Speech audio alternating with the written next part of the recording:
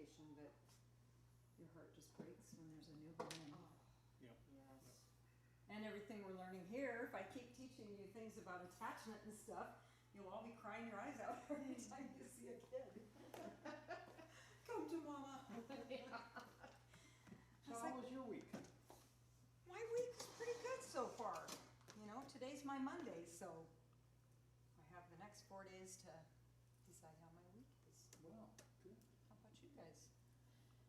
It's our Thursday. Is it? You ready to come back to work for us? Well, two people in my house won't let me. Yeah, it kind of All right. gets that way. I'm gonna go run her and others down. All right, Be back. Hopefully this is working. just everyone be cautious of that cord. If you go back to get snacks or move about, just keep your wits about you. I couldn't find any gaffer's tape to tape it down, so. She really misses it though.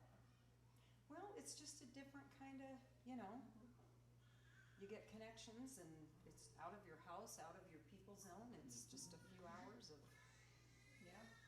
It's work, but it's free time in a way. Other door, yep. Yeah. Lori always left me alone, so. 3 weeks and she finally went. I realized I only met her 3 times. Baby she's Trader, already you just taking went me. to Michelle. Way to How go, long did it take, baby. Grandma? How long did it take, Way to Grandma? go, baby. You did it. How long did it take, Grandma? She's like, wait, now, oh yeah, it took me months.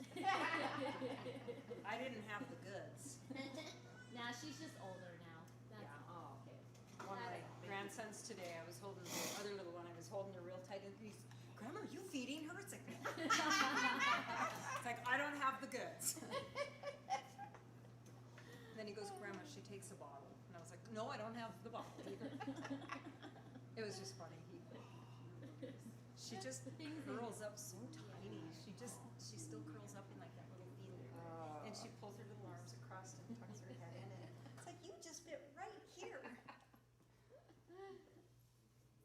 You can sure tell you love children. What do you, is that just something hanging out of your back pocket, or did you sit in taco dip? Probably. No, that's What your is it? wallet, your money's about to fall out. Oh, I've mellowed. I used to like go up and be the lady that asked to hold strangers' babies. And I'm sure they just thought, you are weird, go away. Take my child and run? I went to a conference in Colorado one time, a Women of Faith conference, and there was a lady in front of me with a, and We're she best just looked friends so now. tired and worn down. And she let me hold her baby the whole time. Yeah. And it was so sweet. You're about like Gina. I don't know All right, pick wisely, watch for cords. Pick wisely, why? Because if you're the first person at your table, you're the greeter. I am. And there's a code of greeting. You sit. It's a social experiment that makes it like evening. It would have helped my husband drop his off. I didn't see him. How they like to be greeted. Yeah, there's lots of times when She's the introvert. You want to push her out of her comfort zone. How would you like to be greeted tonight? John just made you the table greeter. Well, there was no, you didn't even get to ask all the questions. Oh, is a hug one of my interviews? Yes, yes, it's a handshake. a That was friend- not a friend hug. An elbow bump, elbow bump or a hug. And you give them the choice, you don't force it. I know, I was like, there was no choice in that.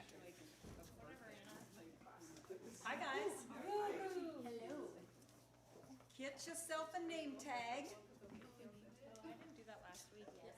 And watch the cords, please. We have some people missing, so we're trying to live stream them in. And I don't want it to be at the cost of someone's body. Or bodily injury, maybe. That's one night I said, I'm going through stuff and I brought you, I kind of hope you fix Hang on. John, if you sit, then you are automatically the greeter for everyone who comes to your table, and there's your cue. See, he As much says, as I love people, So make Nicole might sit wait a first second. if you don't want to do it. But it's a cute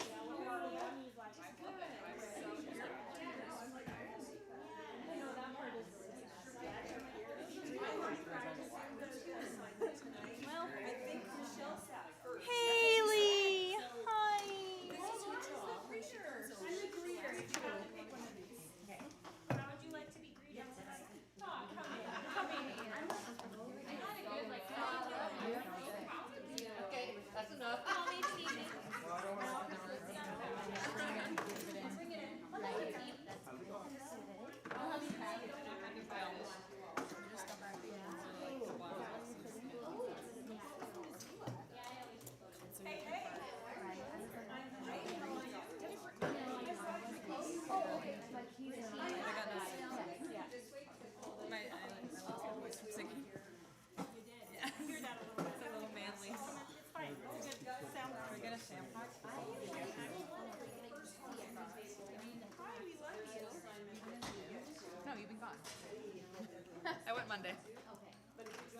least I went once. I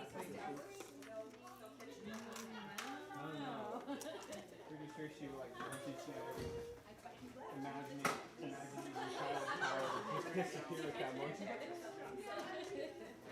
Oh, did you? Schooling rescinded. You're like, somebody. Somebody come here.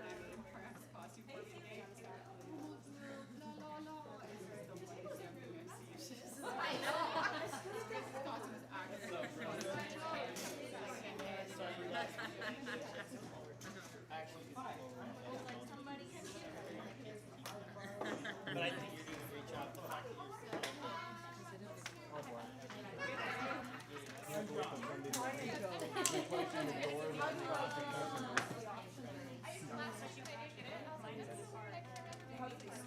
don't feel so bad. I knew we were moving a little bit last night. I think we read 4 pages. And I told Ben then I was out of it. I took 3 breaths and come to it. Watch the recording. We're streaming. I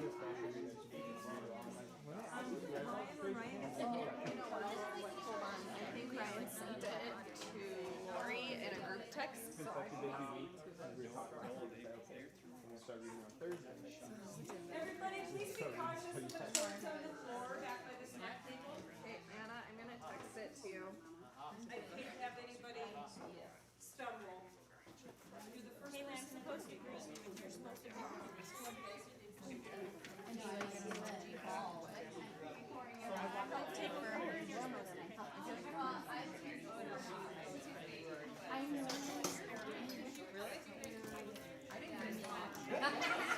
That's why you get here late.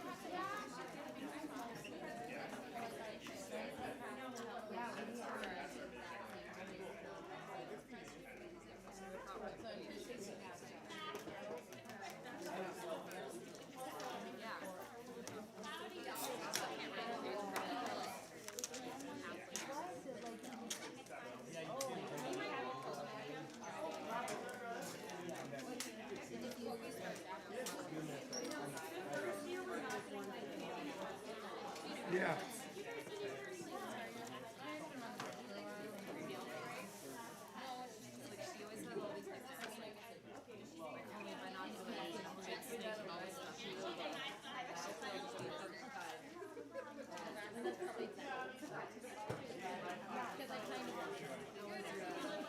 Shot for that court there. Heads up.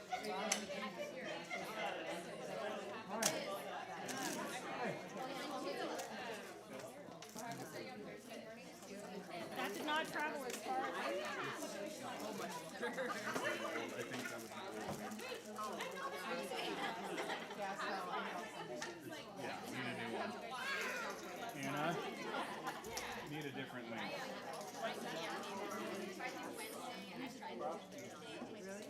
Yes, it's this one instead. I will text it to you. Okay?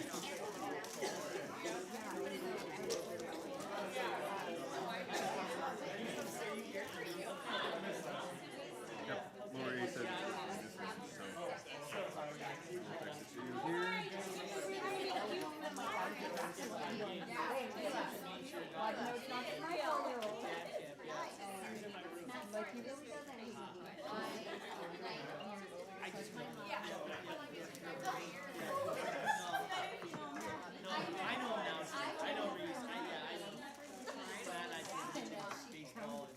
Maybe she was gonna be. Oh, I think she's gonna be like.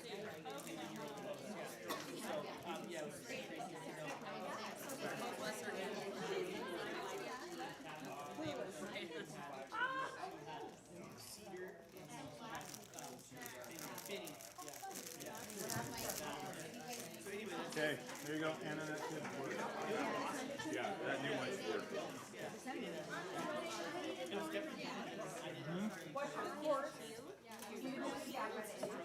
the day where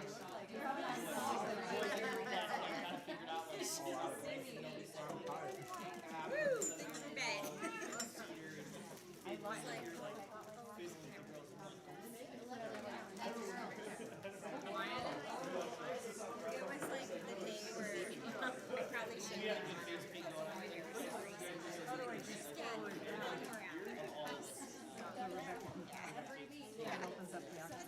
But let's just do that.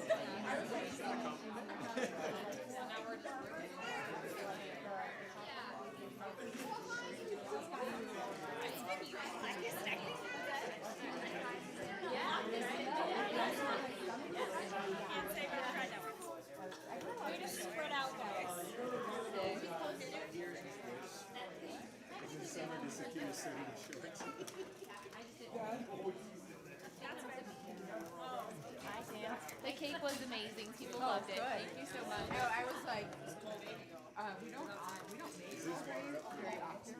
You can have it. Forgot it from. We think it tastes great, but it's like if you don't like Earl Grey. I never had it. My mom like there's a bakery in Helena called Park Avenue, and she said she would get it there. Yeah. Yeah, good. You like it? Oh, thanks. I feel like we should explore that a little bit. What? I'm gonna die before the Romans. Oh God, I'm so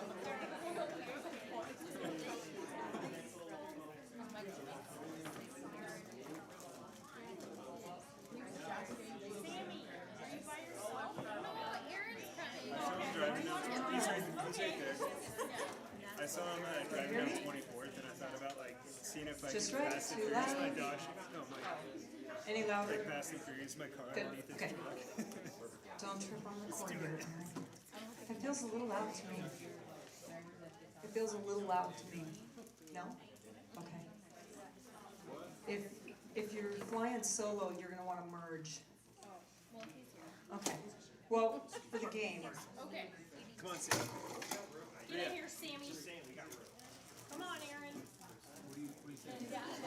And if any of you feel like your tables are like, you know, a little too close for comfort, you can just team lift it and move it over a little. It's just they were getting a little too far out last week, so. And I tripped after I told you all that. How are you all?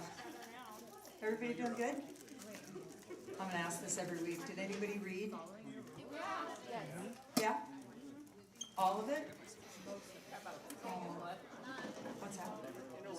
It was a long chapter, and it's always a lot of information, so there's no, I'm actually going to read some of it tonight, just because that's how it best disseminates in this setting, is if we just kind of hash it out. So some of it we'll read together, except Brooke, because Brooke forgot her book. What? Brooke and Joel.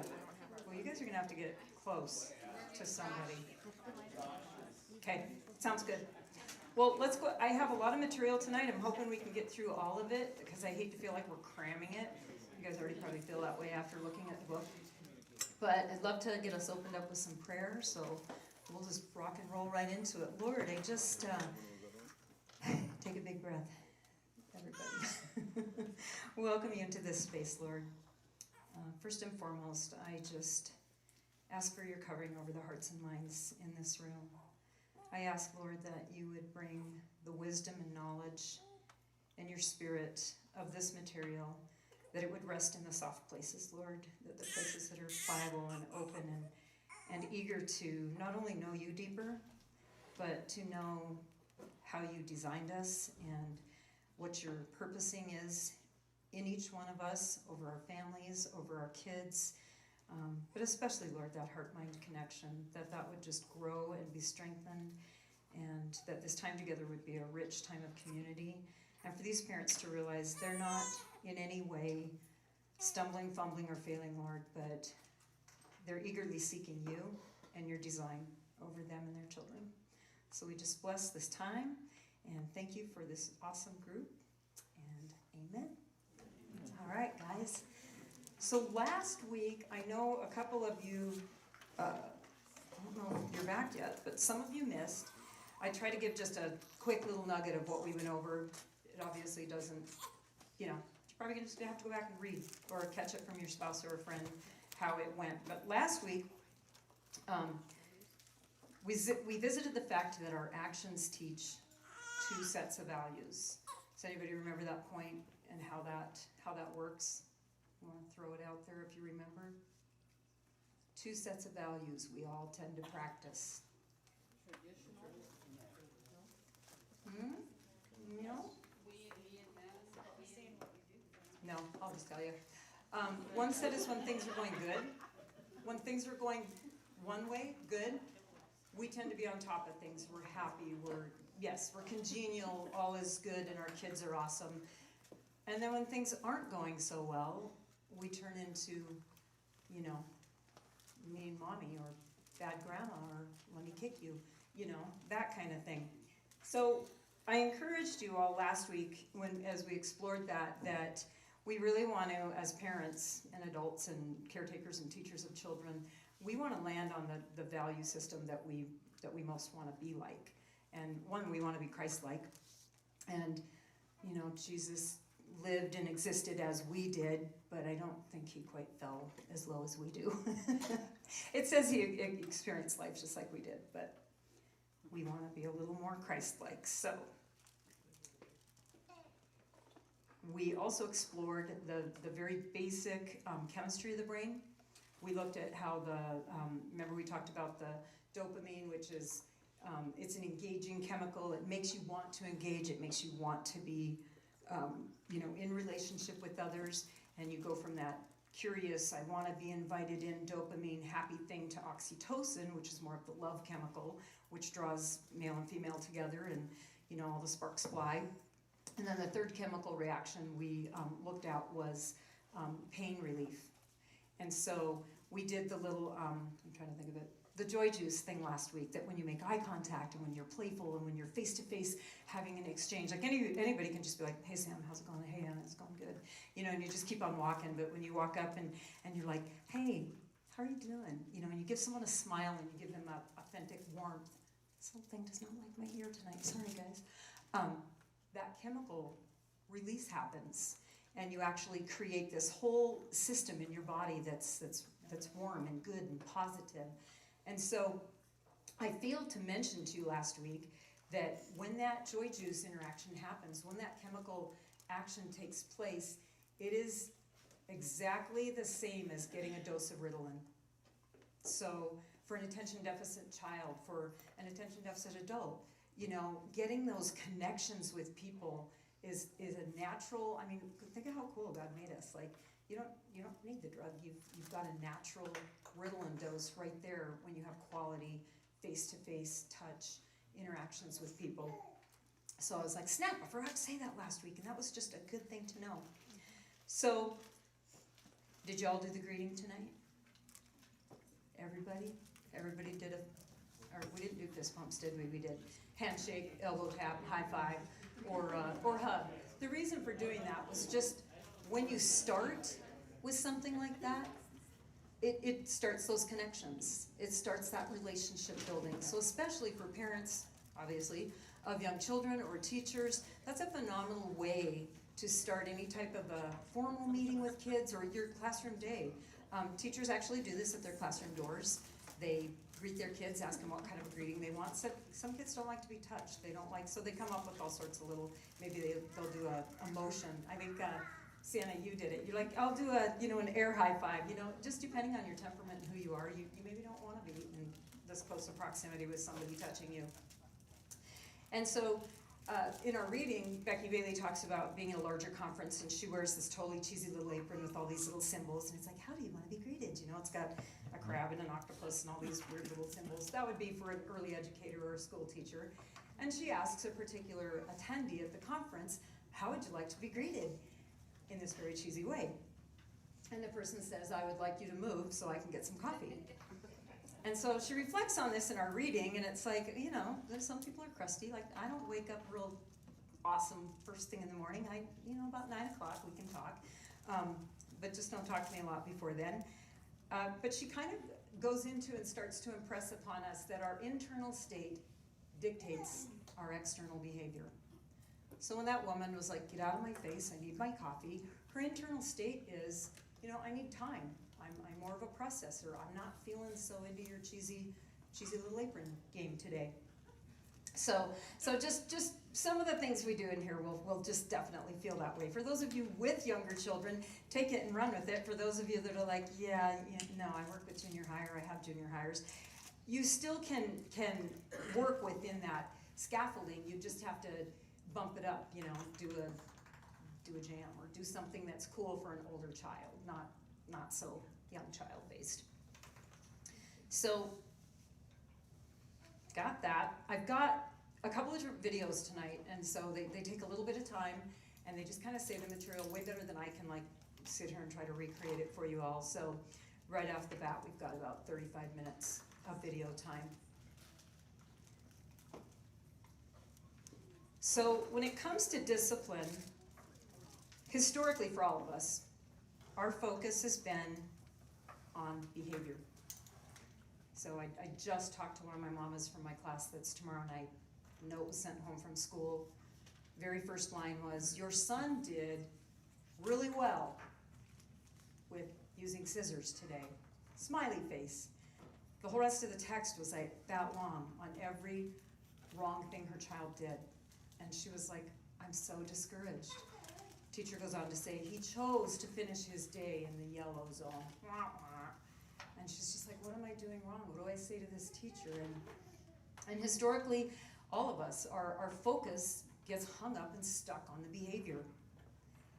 Usually with the goal in mind of stopping it. Stop crying, stop whining, stop hitting, stop whatever. You could probably fill in the blanks. And what I'm here to try to help get your process of thinking to channel into is discipline must start with what's beneath the surface. Hence the iceberg symbol here. You've maybe seen it in other psychological formats, maybe in a counseling setting and in all kinds of different settings, team building workshops, but ultimately our behavior is above. So that's the clear and obvious thing we're all seeing. You're seeing the kid yelling, acting out, doing whatever it is they're doing. But just below that is this child's feelings, their think tank, their self-talk, positive and negative attitudes that vacillate back and forth. So it's imperative that adults and children both, us first, learn to manage the internal state of acting them out, instead of acting them out, excuse me. So I was listening to, if you ever get the chance, there's a phenomenal physician, his name is Gabor Mate. He's phenomenal. He talks a lot about attachment theory and just all kinds of, the whole scope of developmental science and medicine and whatnot. So if you're a nerd like me, check him out. Some of his stuff is really sad though. Gabor, G-A-B-O-R, Mate with an emphasis over the E. And he gives this definition of acting out. He's talking about how parents are always talking about, oh, they were acting up, they were acting out, or, you know, we tend to lean on these little phrases. And he gave this definition, it's not his, I'm sure it's from the dictionary. You act something out when you don't have the words to say it in language. Examples, one real obvious one is like language barriers. You're trying to do the little whole, explain to people what you're saying and it's falling flat and you're just like, oh my Lanta. And then there's something that we all do, and we make fun of it at family nights, team buildings, that would be the game of charades. But a young child who doesn't yet have skills to communicate their internal state with words is considered to be acting out. So we as parents, educators, physicians, etc., must take our eyes or attention off of behavior, and we want to focus on the psychology of the child, otherwise noted as the internal state. So that's self-control, that's self-regulation, and that just gets skipped right over. This little guy whose mom got the note of the teacher who put in there at least 10 plus times, I was dealing with your child today in a problematic way. And it's like, I don't think any mom wants to get the text that has it like cross-hatched out how many times he blew it, and then she's like, what are we gonna do about this? So what are we gonna do about it? We're here. We're gonna dig deep, and we're gonna, if you didn't get your reading done, you always have that book and that chapter there to go back to. It is so well laid out, and you can get online and get on YouTube, I think I told you last week, and you can hit up resources that help unpack it if you're struggling to kind of, at the end of this, grasp it. So it might be of important, or of interest. I always have an interesting nerd fact. Last week it was kids' auditory skills don't develop fully till they're 13. So if you're saying it over and over and over, especially with a younger child, it might simply just be a matter of development. Inner speech, which is right here, self-talk. So some of you guys might be thinking about what you need tomorrow for work, or what you're gonna wear tomorrow, or what's for dinner next week. That's our inner speech, and it's automatic. We just start going with it.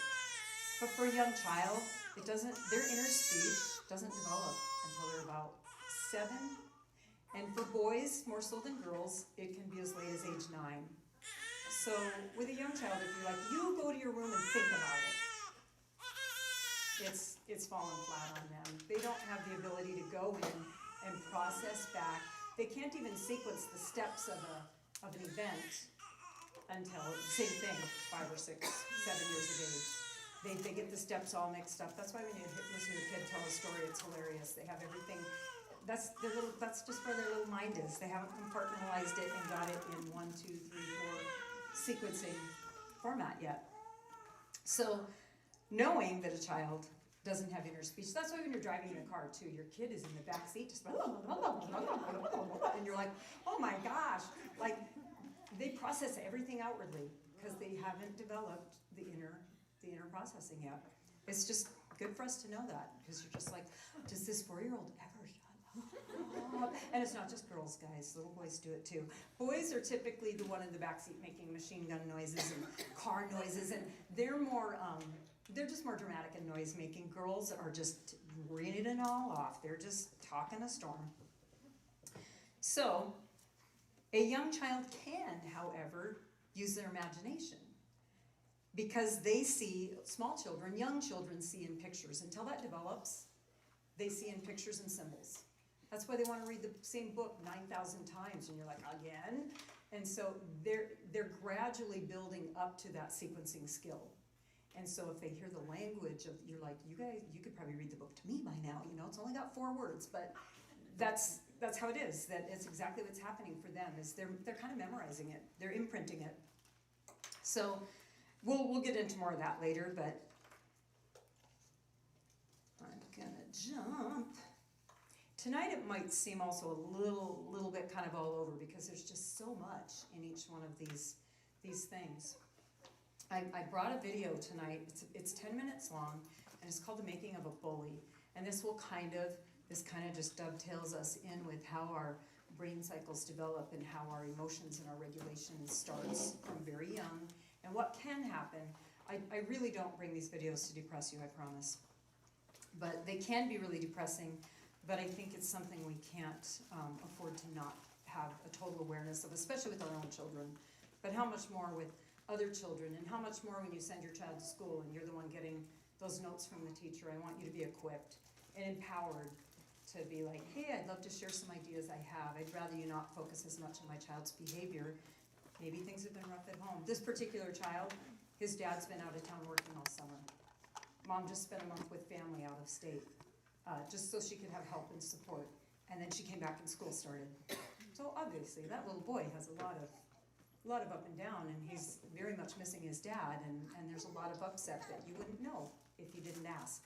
But for them to get stuck in timeout and treated differently because they're struggling is really tough. Okay, Will said this would work. Ha, yes. Embedded it right into the thing today. Another school shooting. Have you ever wondered how on earth did we not see the signs? How could parents, family members, teachers, and neighbors not have seen the problem?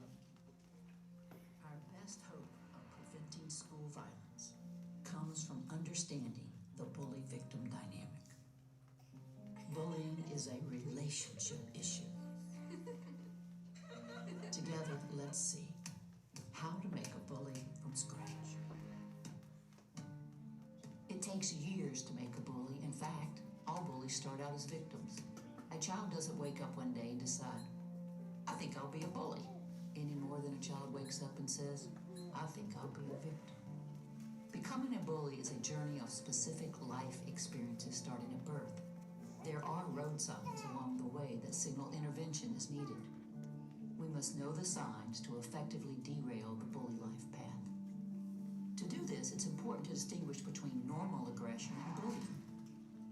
Children no longer say, he teased me or she hit me. Instead announce, I was bullied at school. Even a president of the United States, Barack Obama, says he was bullied for having big ears. He probably was indeed teased, but not bullied. Bullying is a specific and very serious type of aggression. Let's travel together on a 5-stop journey into the heart of how a bully is made, so we can learn to see the signs. Missing them can be deadly. We will start at the beginning of human life, years before you might have thought. Step into our transporter. First stop, the mother's womb. Let's imagine these children-to-be represent all the kids in the world. Of these children, a handful will experience some form of prenatal stressors and develop a difficult temperament. These little ones are hard to soothe and have trouble sleeping or eating. You love them deeply, but they're a little hard to fall in love with. When you play peekaboo, there are no smiles or giggles. These children turn and squirm away.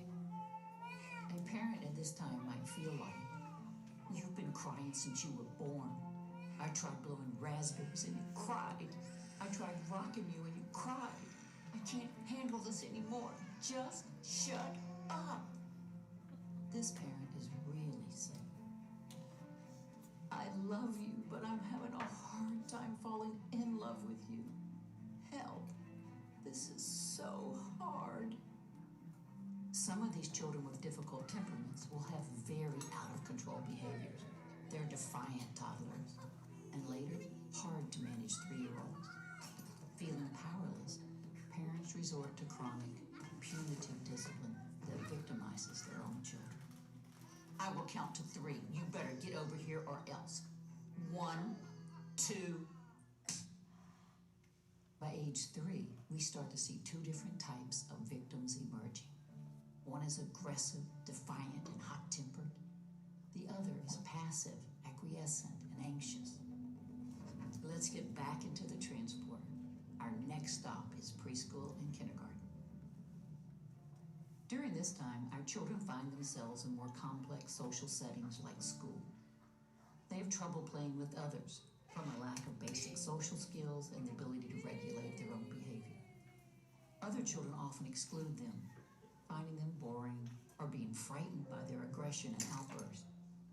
Teachers don't have the skills either, and further compound the problem by using their own exclusion strategies. Go to timeout. Go sit in that chair now. These kids are emotionally reactive when things don't go their way.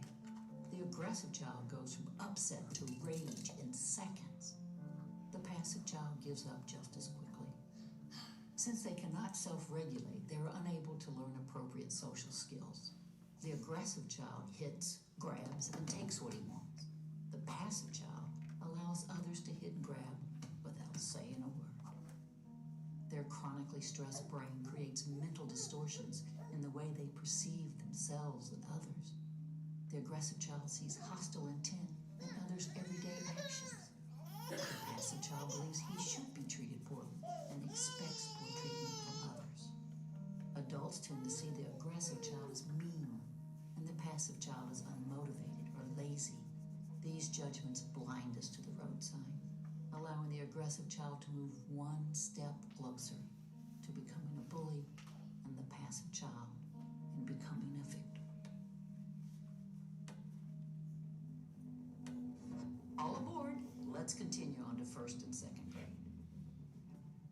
Things get worse as our children move further into the world of friends. All human beings require a sense of belonging. These children, desperate for connection, are often pushed to the side by classmates, teachers, and schools. They have been excluded from connections with others since birth. This immense social pain actually involves the same pathways in the brain as physical pain in the body. Somewhere during this time, the social pain of rejection becomes so great, the brain undergoes significant changes. For both bullies and victims, the brain compensates for a life of painful disconnection.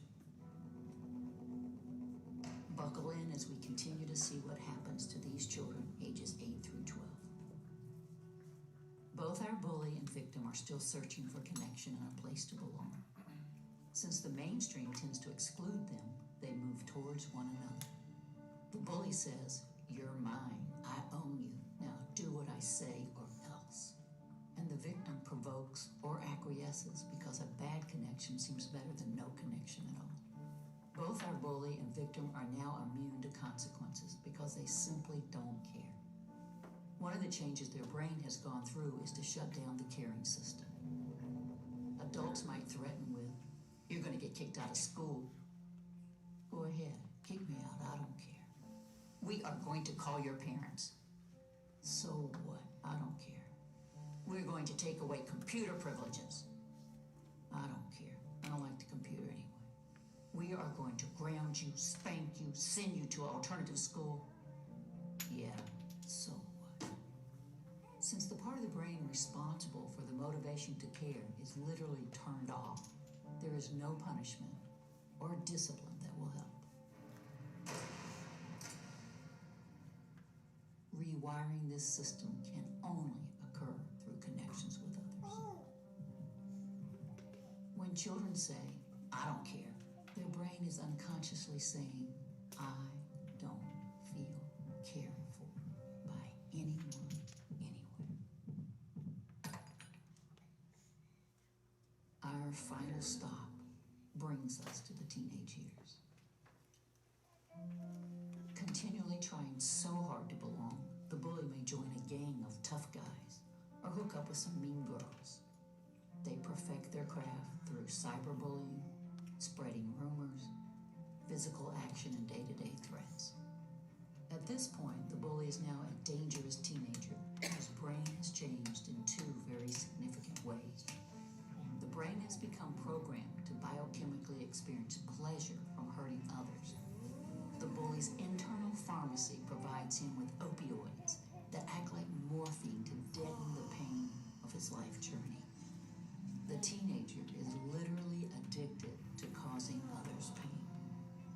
The brain is immune to rejection and ostracism. This teenager no longer feels a need to belong or care. The skill of empathy is offline. Our victim, on the other hand, lacks the internal pharmacy that a bully has to provide him with relief. The teenager is prone to suffering quietly and then exploding. The pain can become so intense that he may kill himself or others, as we have seen play out in school shootings. Bullying a bully with tough measures and excluding him with no tolerance policies compounds the problem. We are systematically applying the exact treatment that created the bully in the first place, and then expecting it to help. Effective discipline consists of two parts: the slow building of bonds and healthy relationships, and the quick strategies needed in the heat of the moment when conflict occurs. Bully prevention and intervention can only occur in the slow stages of relationship building. Our awareness of the 5 road signs and how a bully is made will save countless lives. Conscious discipline has effective, researched interventions for every road sign along the way. Join us on a journey to a better world. We can walk this road together. Are you willing?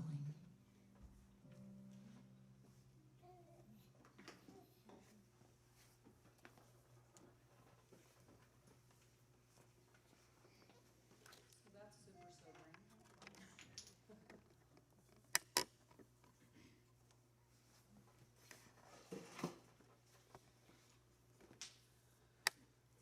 So that chemical connection that I was talking about from last week, what ends up happening with the bully, if you caught that or understood that from the video, was instead of learning how to build healthy connections that bring that joy juice and that acceptance and that happiness, and I want more of this, it gets reversed in a child to where, as the video laid out, then they're addicted basically to pain and suffering and the causing of that.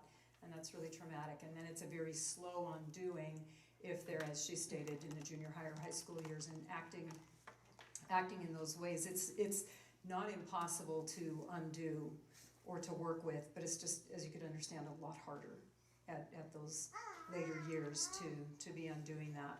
So I thought now would be, does anyone have any questions about that?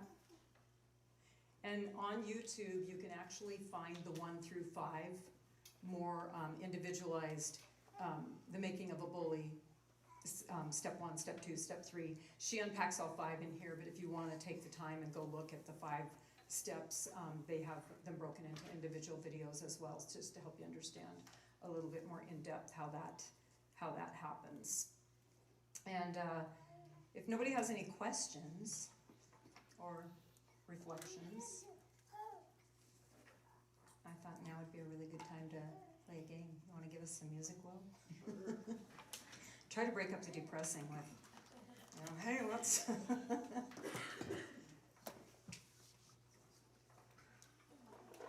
You'll need a captain that's gonna record your. Will's trying to get my music, don't turn it over yet.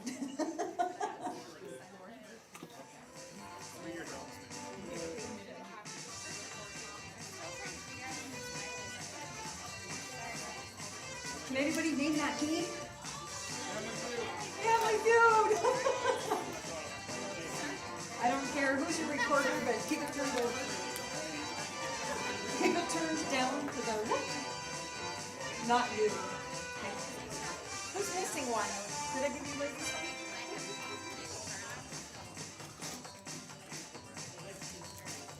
Did I give you one? Who am I missing? Oh, we didn't do one table.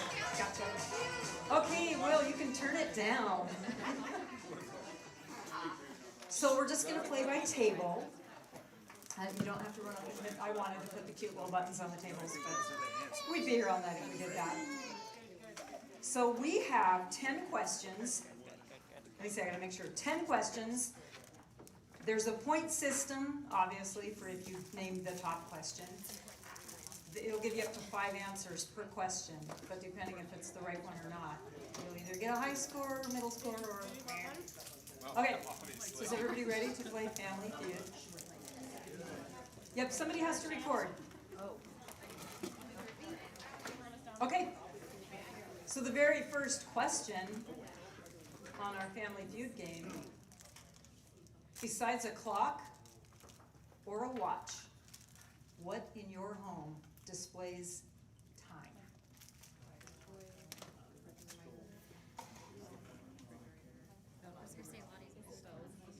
And there's 5 possibilities for every single question. Write them down, but keep in mind which you think would be the top, because that's going to give you the highest score. You have to come up with the choices. Five things in your home that display the time. Yes. Yeah, because your score will be based on it.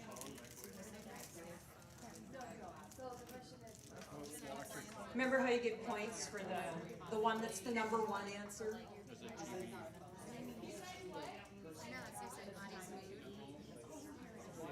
Besides a clock or a watch, what in your home displays the time? There's 5 possibilities. And we'll move pretty quickly to the next.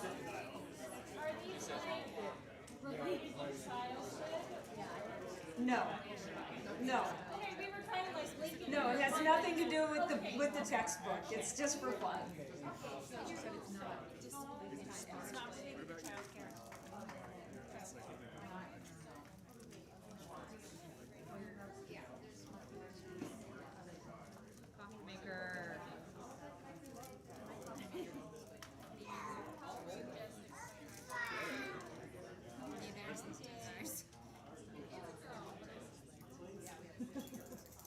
Okay, we're moving to number 2. Hey! Other than clothing, name something people wear every day. Again, there's 5 answers, top 5.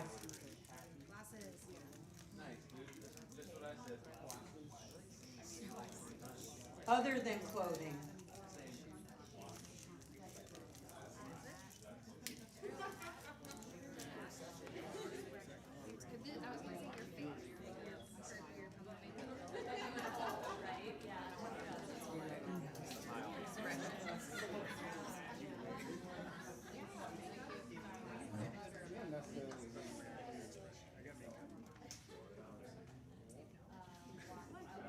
He's smacking you. I'm showing him an expression. Switch out.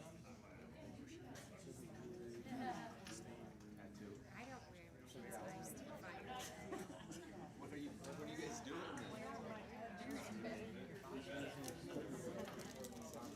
I think there's gonna be a question.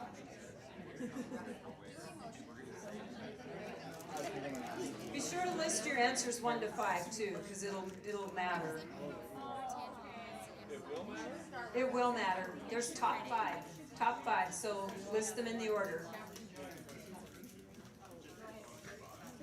Well, that's why I got voted into this position, to make the tough calls, right? Ready for number 3? What? Name a cereal that was around when you were a kid and is still sold today. A cereal that was around when you were a kid and it's still sold today.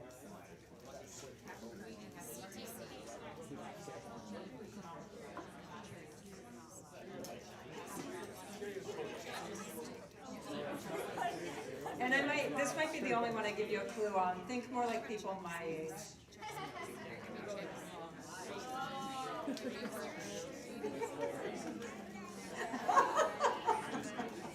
Thanks for that.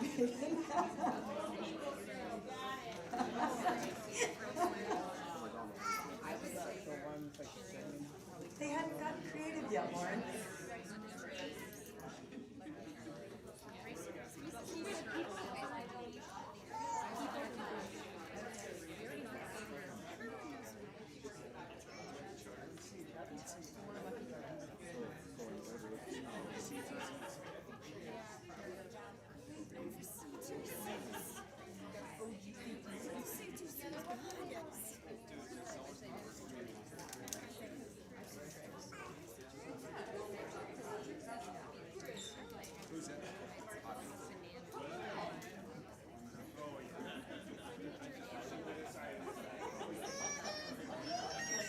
All right, number 4.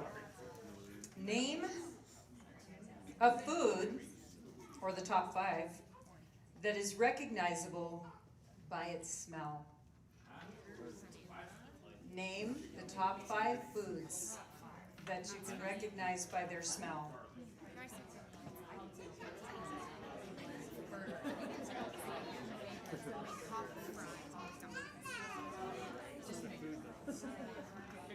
There's another.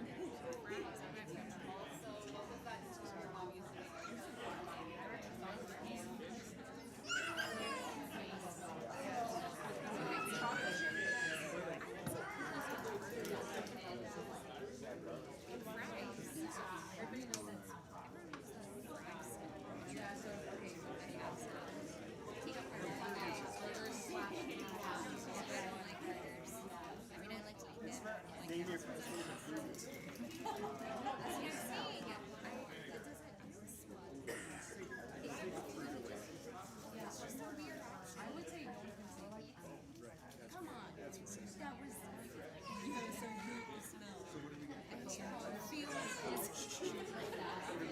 All right, number 5. Name a game that kids have played for generations. Name a game that kids have played for generations. Another old person question.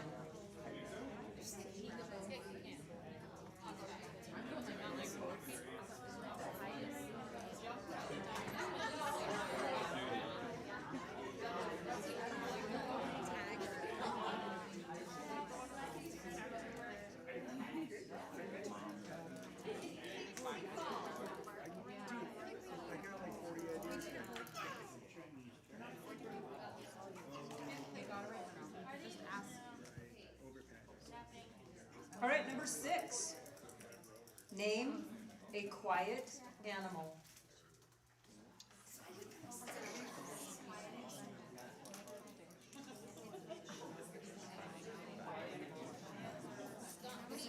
What do you have in your house, Sam?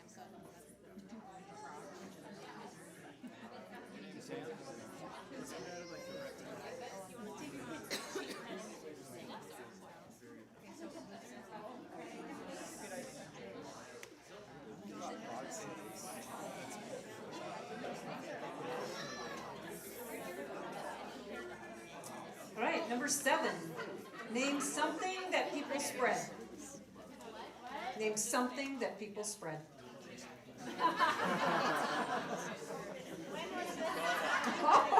We should have put that one on there. It's not COVID.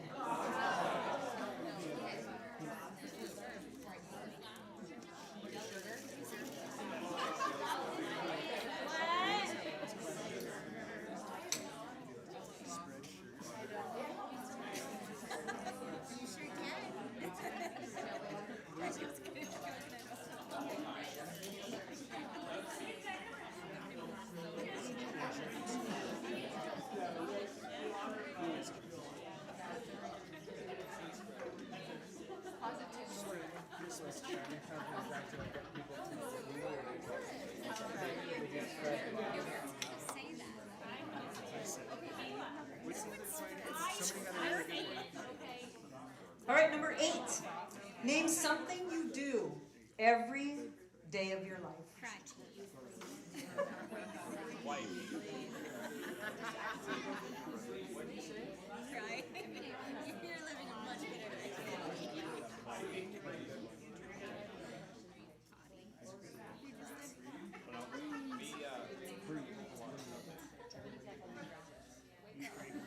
No, guys, no. Yell at children.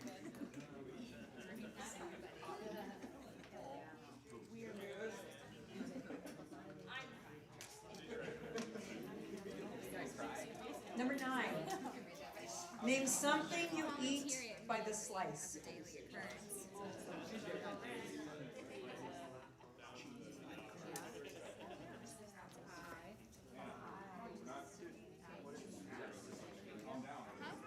I'm watching the clock. How much time would Alex Trebek give you? Name something you eat by the slice. That's number 9. You know, where you just like, you know, from behind other times. Well, you've been in your jobs and whatever, but when you just like, Trish, watch your heels. You have a little visitor. is it going okay? 19, Captain. She's super smart. All right, we ready for number 10? Name something people buy that comes in stick form.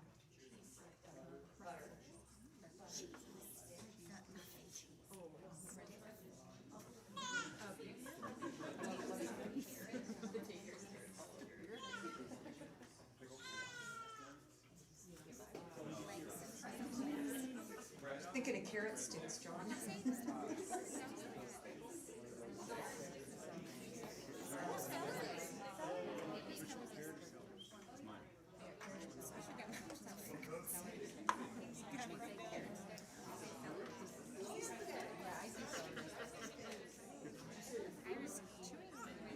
No, it's not it is not food specific. Name something people buy that comes in stick form.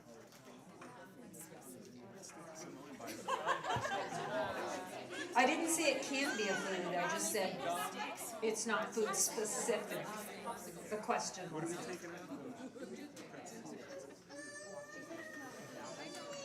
it's not necessarily. All right, is everybody ready to find out what the top answer was for number 1? If you listed as number 1, cell phone, give yourself 5 points.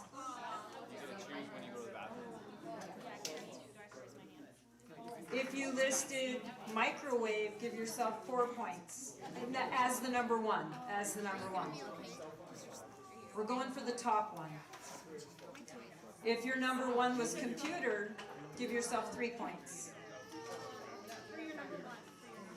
If that was your number 1 thingy. We're just looking at your number 1. If you gave the stove as your number 1 answer, give yourself 2 points. And if your number 1 answer was television or TV, give yourself 1 point. And then, obviously, you're going to add your points as we go to see which table wins. Our number 2, other than clothing, name something people wear every day. The number 1 answer, if you said watch, it's worth 5 points. If you said jewelry for your number 1 answer, it's 4 points. If you said shoes for your number 1, it's 3 points. But it has to be your number 1. So, if you said deodorant as your number 1, that's 2 points. And if you said glasses, it's 1 point. Yeah, deodorant probably should be number 1, but it's not. All right, number 3, name a cereal that was around when you were a kid and is still sold today. I hate to disappoint you, but Raisin Bran's not on there. It's not on there. Oh, Joel. The number 1 answer, however, was cornflakes for 5 points. If you put Cheerios, it's worth 4 points. All right. If you put oatmeal, it's 3 points. If you put Rice Krispies, it's 2 points. And they're great is worth 1 point. Frosted Flakes. Raisin Bran did not make the list. Oatmeal made the list. It was worth 3 points. Name a food that's recognizable by its smell. The number one answer for a food that's recognizable by its smell for 5 points was onions.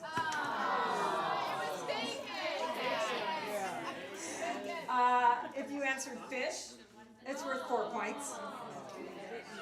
If you answered garlic, 3 points. If pizza was your number one, it's worth 2 points. And if you said popcorn, it's worth 1. I didn't make this up. I just pulled it offline. All right. Number 5. Name a game that kids have played for generations. If your number one answer was hide and seek, it's worth 5 points. If tag was your number one answer, it's worth 4 points. If you said hopscotch for your number one, it's worth 3. If you said baseball as your number one, it's worth 2 points. And if you said checkers as your number one, it's only worth 1 point. Number 6, name a quiet animal. Nathan, it's not a sloth. They're slow. I don't know how quiet they are. If your number one answer was cat, give yourself 5 points. Again, I didn't make up questions. They're taken right off of Family Feud. If you said mouse as your number one, that's worth 4 points. If you said rabbit, 3 points. Okay, deer gets 2 points if it was your number one answer. Okay, Lauren, this one's for you. If you said giraffe, it's worth 1 point.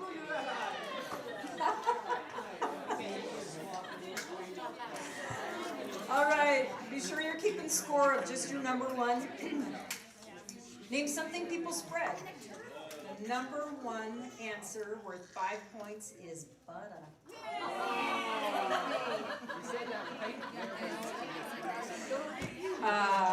The number 2 worth 4 points is rumors or lies. If your number one answer was germs, 3 points. If your number one was peanut butter, you get 2 points. If your number one was jam or jelly, it's worth 1. Name something you do every day of your life. The number one answer worth 5 points is eat. If you answered brush your teeth as your number one, that's worth 4 points. If you said take a shower as your number one, that's 3 points. No mother in the room said that. They might want one, but I can guarantee it doesn't happen. If you said use the bathroom as your number one, that's only worth 2 points.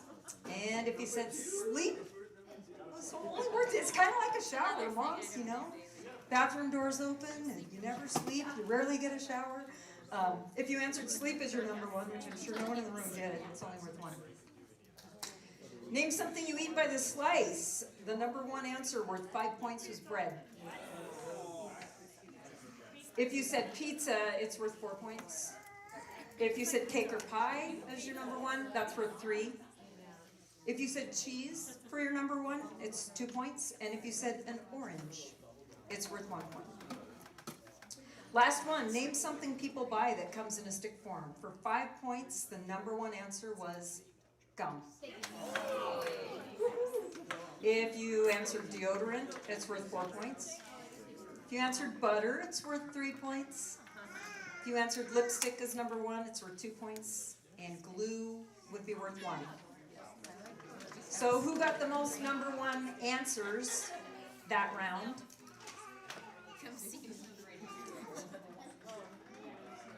29? 31? Oh, a bunch of smarty pants. 33. 33? Ooh.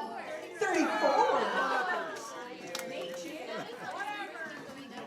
Yeah, anyone else got more than 34?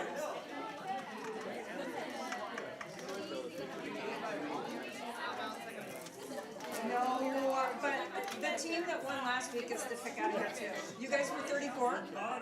I believe in really healthy snacks, I really do. But you can take your pick.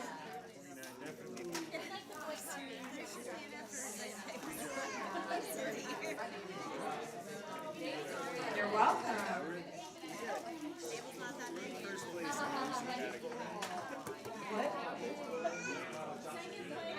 That's not bullying. That's not bullying.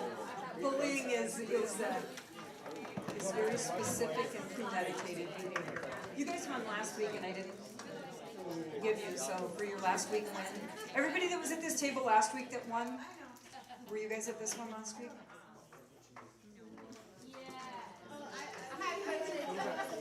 You were, weren't you? Yeah.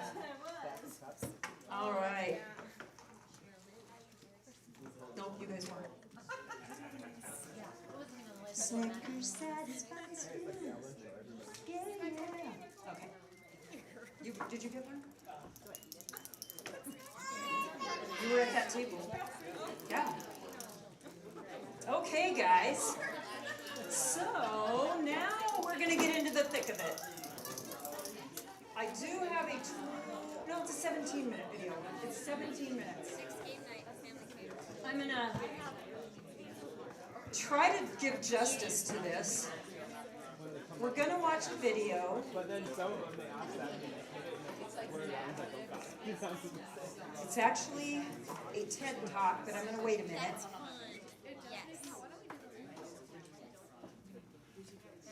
Get a drink, take a breath. Nope, no reading Rainbow tonight. I am gonna read to you though, so maybe it is reading Rainbow. The first week we kind of established, we did that little questionnaire about behaviors just to try to determine where all your thought processes were on. Can you control a child? Can you make a child do what you want? What governs behavior? And one of the things that we touched on was that all behavior is a form of communication. And we all, I think everybody in the room agreed on that. So with that in mind, as we get into this next chapter and kind of into the meat of the book, really, we're going to look at the brain states. And that's the, oh dang it, I don't have that thing up. The glacier, that's kind of the stuff beneath the water. So, I'm trying to think of, if you open your book to page 35, so if you didn't get your reading done, this would be a point at which you'd want to make a concentrated note, hey, that pages 35 through like 47 are really instrumental. It unpacks all of this. And her quick TED Talk video that I'm going to show might leave you kind of feeling not like, you know, like you're still missing some of the pieces. So if we look down here at the bottom of page 35, we're just beginning to explore, and I have those out of order. I was really excited with myself because I had these super cool color-coded magnets with which to hang my posters. And then I got here today and this board is not magnetic. I was like, well, that's dumb. So in my fluster to try to get it put up without the magnets, I have my brain out of order. So this is a very simplified, it is scientific, but it's very simplified model. And there's so much more to our brain, so much more. But it just kind of helps to kind of have a visual and to have a map for it. So we jump first off on bottom of page 35 into the survival state and what that looks like. So in the survival state, there's a perceived threat. And I think I talked about it the very first week. Way back in the day, that was like a primal thing, like you were being chased by a bear or a caveman or something like that. And God built right into our bodies this need to protect and to be safe. So you can attack, you can defend, or you can surrender when you find yourself in the survival state. A very cool thing about the survival state, not like Superman-esque or anything, but say you're driving and a car cuts you off, you're able to swerve, or you're able to duck if something's coming at you. So there's this very natural and intended aspect to the survival state that we need. You know, if your kid's gonna kick you, you can move, you know? But there's also some very deep and not helpful things that come out of the survival state. And that's like on the bullying video where you see the kid that learns to just reach out and smack every time they feel threatened or feel afraid. And so the bottom of page 35 kind of goes over this. We access these skills unconsciously. We access them non-verbally and automatically. The intent behind these skills is self-defense at all cost. So a baby experiences life through the survival state. They experience it from the bottom up. From there, we talked last week about the brain stem. And then you've got your middle, your emotions, and then you have your prefrontal cortex, which is our executive state. So a baby can only experience through touch, smell, taste. So their whole world is coming through that. Then as we develop, the rest of us, we experience, everything gets filtered through our emotional state. Survival state is, am I safe? Emotional state is, am I loved? Executive state is, what problems can I solve? And so, again, that's very simplistic. And I don't think we'll have time for the videos if I go through and read, so I'm just going to tell you. Hit page 35 through 46, 47. I'll play the video. She'll unpack these and explain what happens in our system. It's all about our regulation again. It's all about that core. It's about that center. In your little table things, you each have a little slappy hand. And this is to simulate regulation. So if a baby is born to a really stressed out mama, that baby is born like this. Normal baby or average or typical baby would be like.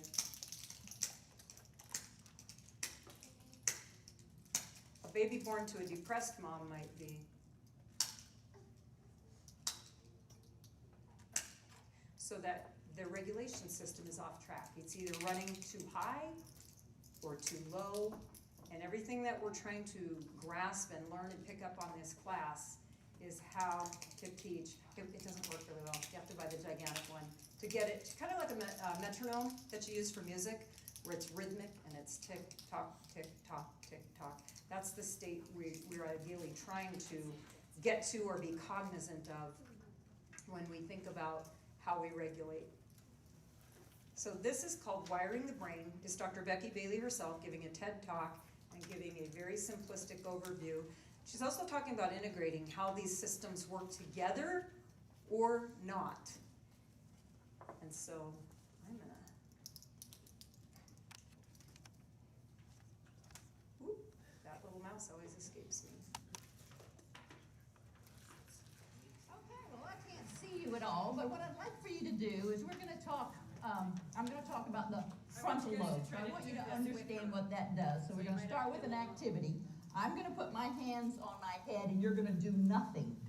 Then, when I put my hands up, you're gonna do what I just did. So when my hands go up, your hands go on your head. When my hands come down, your hands go up. You're gonna do what I just did. So I'm gonna begin. You do nothing. Ready?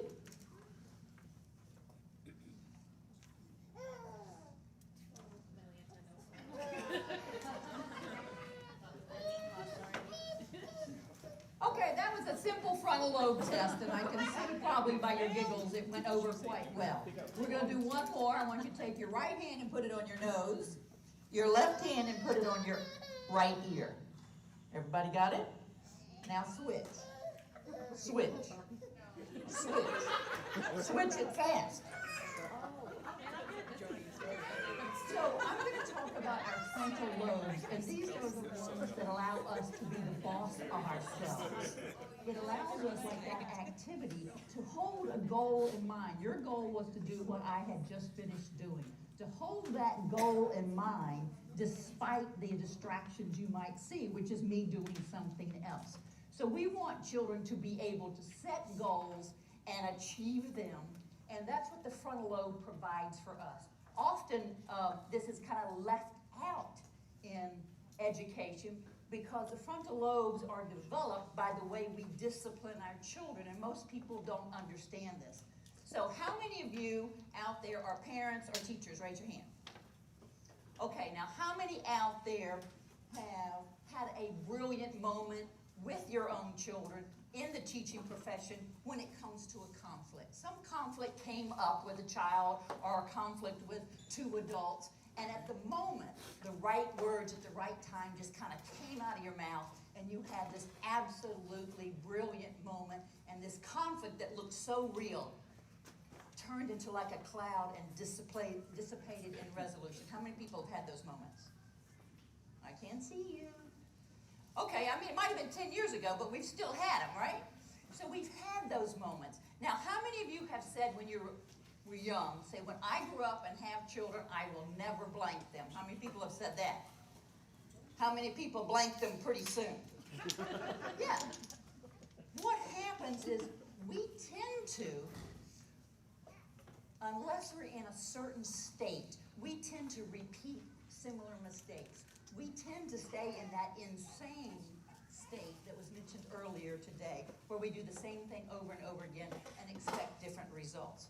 So what I'd like to show you is how that all looks in a metaphor inside the brain and what we need to do to help our children develop their frontal lobes so they can set goals, achieve them, resolve conflicts, resolve problems, develop empathy, see things from a different perspective, and access their own creative force. Now, many of us are familiar with athletes who say, who are wanting to be in the zone. I'm playing in the zone. I'm trying to get to the zone.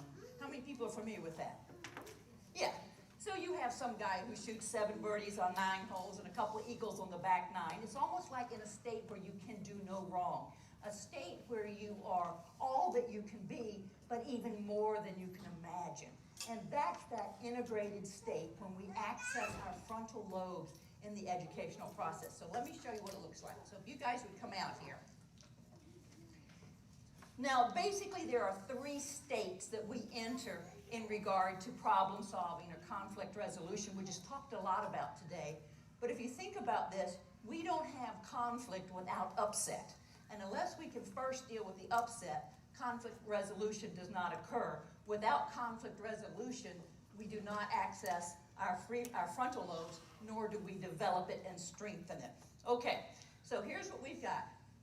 If we are triggered by an event in life that threatens us, like like a wolf is after us, so we feel threat, we find ourselves in a survival state. So what problem-solving skills can we access from that state? Well, we can attack. We can defend, which includes hiding and running, and we can surrender. So there you go. We can surrender. Now, often, historically, when it came to discipline, we thought it was our job to put the fear of God in children, and we would scare them to death, run them down here to their survival state, and hope that they would go, "Thank you, I'd love to clean my room." and they would surrender.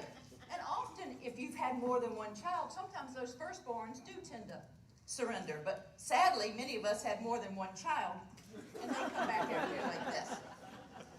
Firstborn and girls. So our tend to surrender. limited skills in this state, and all animals have the same instinctual skills. So let's say now that we're not threatened by the conflict, we are just, it's just not going our way. So when the world doesn't go our way, we find ourselves in an emotional state. So in this emotional state, what skills do we have access to solve a problem? We only have access to what's on a CD-ROM that has been handed down from generation to generation to generation. So, however my parents handled the world not going their way would be my skill set. And they learned it from their grandparents, and my great-grandparents, et cetera, et cetera. So when traffic cut them off in the car, and they tend to go, what are you doing? Why? Then that would be my skill set in the next generation. And this is why, when I said how many of you have blanked them already, it's because the world didn't go your way. They didn't do their homework. They didn't do this. You inserted your CD-ROM, you opened your mouth, and out came your mother, and you didn't even have to move your lips. It's like very automatic pilot. So, with this, then, each of these states are asking a question. This one is asking, am I loved? This one is asking, survival state is asking, am I safe? Am I safe? Or do I need to pull out my skill set? Am I loved? Or do I pull out my skill set, as dysfunctional as they may be? Do I need to pull them out? Then we have the executive state. And this asks the question, what can I learn from this? So when a problem comes about, what can I learn from this problem? How can I see it as a challenge? How can I see the multifaceted from different perspectives? And how can I solve it? So in this state, we're accessing our brilliance and our infinite access to wisdom that we can't even put words on. Those brilliant moments where we know more than we think we ever should, where we don't know how we know what we know. So this is what we're after. We want to access this state and get in the zone in education. And so what happens if you don't put your cards away? How do we do this? How do we wire this brain for success? And how do we learn to install that into every educational institution in the country? Here's what we need to do. So if you'll turn this way. So right now, these are just systems in the body, the survival system, the emotional system, the executive integrated system that deals with the frontal lobes that we were talking about. So what we want to do is we want to wire this brain.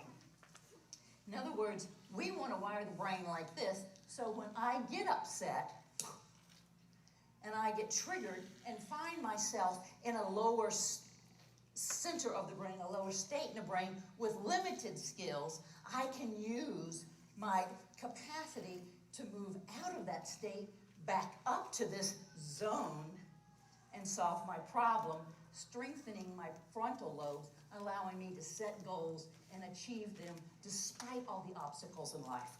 So that's their ultimate journey. How do we make these roads? If we were going to go from here to Orlando, it would be nice if we had a road to get from Orlando down south. So how are these roads created? They are created through our connection with each other. This is why the research says that it's so vital that children have a connection with their school. They have a connection with their teacher.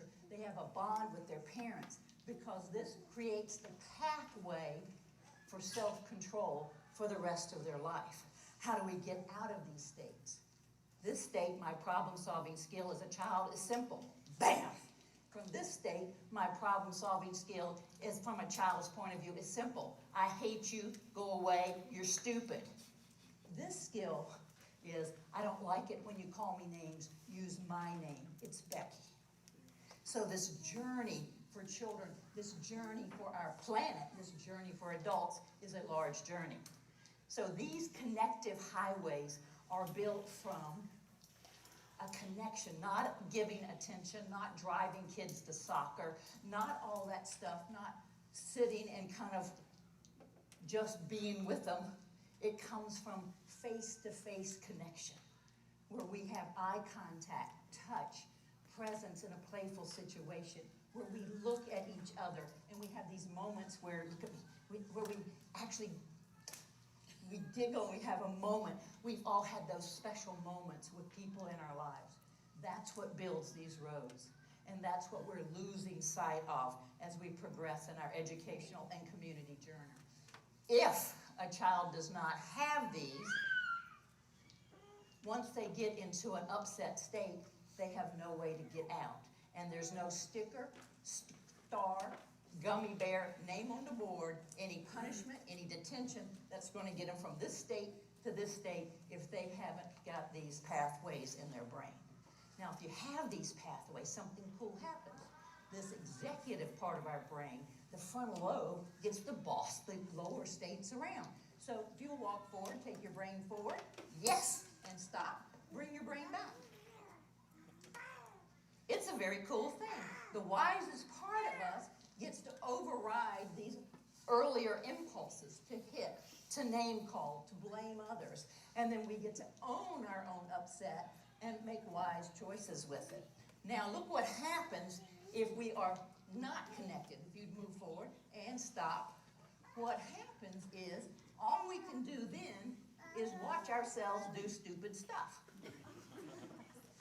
And we've done that. We've watched ourselves. How many of you made the same mistake over and over, and you watch yourself, you're actually going, oh no, here I'm doing it again.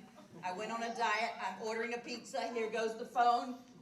Oh, I pushed it. There we go, I did it again. That same thing. This part of the brain, which is the part we are so concerned about in education, this is the part of the brain that the cortex, where we learn to read and write and do the math and all this. We don't deal with these lower states and how to manage them in schools. We deal with, I wanna make this one be able to read and write and sing and whatever it's gotta do. This is the part of the brain that makes up stories. So as we look at ourselves do stupid stuff, we go, huh, you know, I wouldn't have acted like that if he hadn't have been so stupid about it, would we? No, we never would have done that. We would never have sent that child out if that child had aggravated the bejeebies out of us, would we? No. So it has nothing to do with me. It's all these other people out there that are causing me to act like an idiot. Now, what happens is when you're separated like this, you know what to do, but you're not able to do it. See, most of us, when we ride down the road, there's these white signs on a pole that say like 5. You know, we know the speed limit is 55, but we're not so much doing it. We know that if we eat high-fat, high-sugar diets, it's unhealthy. We know this. We know that our children need to exercise, like was said earlier. We know this. We know, but we're not able to do. This is knowing, and this is the ability to do. Knowing and doing, when they get closer together, our life works. When they get further apart, our life doesn't work. That's for us. With children, when knowing and doing get further apart, they get misbehavior. You get phone calls from the school. The children get repeated detention, the same kids end up in the same situation all the time. So, we want to provide connection to the schools, connection to the teachers, and then we have knowing and doing. Once we get these pathways done, we need the second ingredient, which is self-regulation, so that when I'm here, I can use these pathways to get to self-control. And then we can own our own upset. See, now most of us have a perception that other people are making me angry, other people are making me happy, other people, other situations are making me crazy. But when we access this state, we can own our own upset. We know that whoever we have put in charge of our feelings, we have put in charge of us. So if traffic drives me crazy, I put traffic in charge of me. If children are driving me nuts, I put the children in charge of me. And once we put children in charge of us, to manage my own upset, I must control other people. Once I must control others to manage my behavior, I then start controlling children instead of connecting with them. And once I start trying to control them, I separate their knowing and doing. I inhibit the development of their frontal lobe so that they have the inability to set goals and achieve them. And here's what I encourage everyone in education to consider. To build this brain, access this zone of brilliance, to have children self-disciplined and self-governed so that they can live in a democracy, which means to self-govern. We must create a brain that looks like this. When we rely on rewards and punishments, we alter things so that our brain is reversed, almost reversed, so that our cognitive resources all support trying to seek the approval of others, to go after the biggest stimulus out there, to avoid risk and threat. And all our cognitive resources go to that. And many of us to this day have that issue of, well, my job is to get the approval of others, seek some status so that I have some emotional, my needs are met with my emotions. This is what rewards and punishment will do, and it will inhibit the development of the frontal lobe. So I encourage all of us, if you'll slip back in there, and if you guys would just walk right over here, that we build our schools and our homes on safety, which meets the need of the survival state, connection, which meets the needs of the emotional state, and on problem solving, which meets the needs of the executive and state instead of rewards and punishment. And if we do that, we will put all our kids and all our schools in what the athletes call the zone. Thank you. We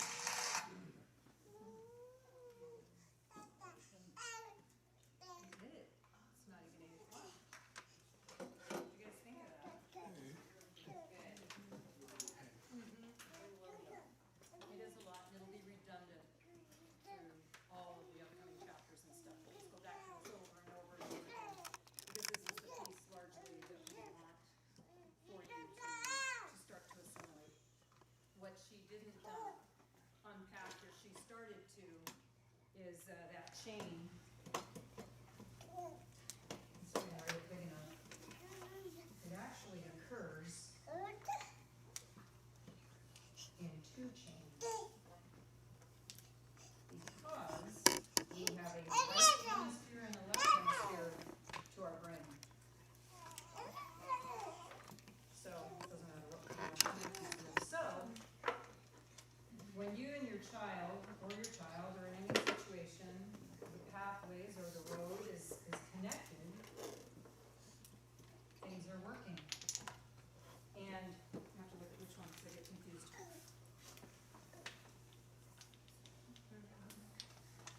The right side of our brain, initially I talked about how we naturally move towards the negative. That's the right side of your brain. It's again, it's there for a reason and for good purposes, but it just tends, and not negative like, oh my gosh, the sky is falling, the earth is ending, but more like it's gonna be like, I'm not so sure that's the safest thing, or I think that's the best. It's more like that. But it tends to follow the negative and focuses on, pay attention, it focuses on what we don't want. So when a child is having an upset and we focus on the behavior, we're actually focusing on what we don't want. If we engage that other side of our brain, the left side focuses on what we do want. But just by virtue, right side processes negative energy, it sees the whole, it's got our emotions, and then the left side is the logical linear. So when those two are in sync, we're good. But what happens is that thing she showed at the end where, oh, don't be dead. No? That's right. It kind of sidetracks and it pours all into the one hemisphere or the other, and that tends where we fall all onto the negative. And the crummy thing about when we sidetrack or get off track and sync with right and left is when we land on all this negative, it actually casts us back to here. So remember I said a baby experiences everything through survival state? As we mature, as we grow, as we develop, everything that comes into our mind is going to come through this state. This state gets to determine something happens. A car comes across my path and then suddenly startled by it. I get to decide if I go to this state or to this state in response to that car cutting me off. So, as it comes through here, if I go here when the car cuts me off, I think good of that person, accidents happen, whatever. Oops, you barely missed me, buddy. It's a good day to be me. I didn't get hit. But if we go back to here, when we process that information, you stupid jerk, what the, like you're going to play. Also, when we're processing through this and we get a kickback instead of a sync up, that CD-ROM that she talked about, our narrative, our false beliefs, the systems we grew up with, the structures that are just ingrained that we want to start changing will come out. So ultimately, we want these channels syncing, and we want them both ending up engaging or integrating. She uses the word integration, both sides of the brain. And that's a lot, and hopefully you'll understand it more as we unpack it. But it made me think of it. When you hear a parent say, you know better, what were you thinking? And you ask the kid, what did I say? And they go, you said blah, blah, blah. And you're like, yes, why didn't you do it? Because they went offline. A connection, either they didn't have the skill, they didn't possess the skill they needed to successfully stay on, which is understandable, they're a child. But they either didn't possess the skill or there was a serious sidetrack that occurred, and, you know, when I share things like that, it might make you feel like, oh, I'm really hard on my kid, dang, how many times have I done that to my kid? But it's a learning point, it's an opportunity for you to recognize and realize, my kid's just missing some skills. They knew in their higher brain exactly what I asked, or maybe they could read it back, you know, say it back to you verbatim. You said do this, and you're like, yes. What happened there? And they don't know, because again, if they're young enough, they don't have that inner speech to re-sequence it and be like, where did I fall off sequence? But if they're older, grade school or even older, they can re-sequence it. Something triggered them, and they either fell back to their survival mode, or even stayed stuck in emotional, where they called names and blame shifted. And so just to kind of, there was one thing that the four main focuses that we'll lean to again and again and again in this book, and it's the four core strengths of all this material, is that eye contact, touch, presence, and playfulness. And something that we miss, they've done studies all across the country, and the one thing that's missing in children birth to age 7 is play. Just free, unstructured play. It's not helicopter parent play where you, oh, hey, get up, don't do that. It's honestly them having fights out in the backyard with their sibling. Maybe a push happens, maybe somebody gets hurt, maybe, but that's them problem solving. It's just uninterrupted, unstructured. Yes, be safe, know where they're at, know what they're doing, but I just was reading about a school where they narrowed the school day, full day kindergarten.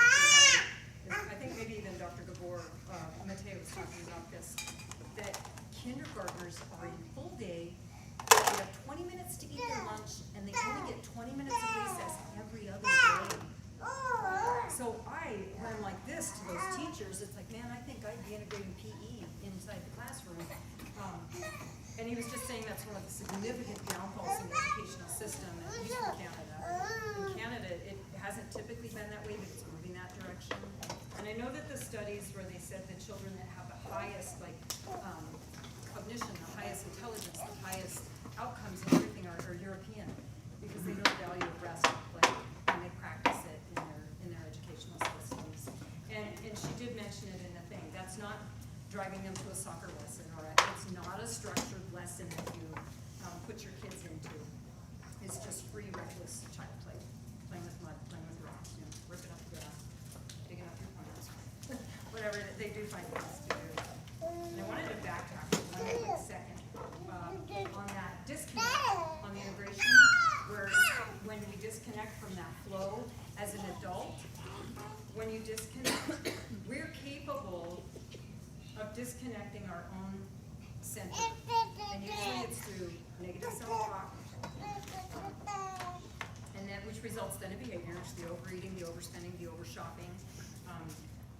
And that comes from that narrative, that comes from those false beliefs, and those things that we shame down on ourselves for. You're just having a rough day and you start feeling yourself spinning out, and you're like, man, you're going down that path. That's exactly what's happening. You're disconnecting at the emotional state, and instead of reconnecting and getting yourself back on path, you're turning the car left and going off on that tangent. So just some interesting little things that go along with this.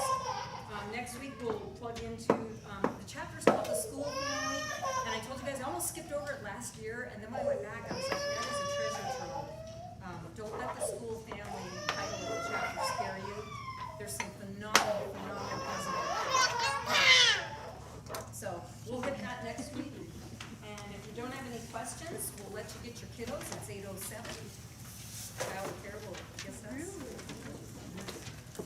Well, at least thank me. They might not see you.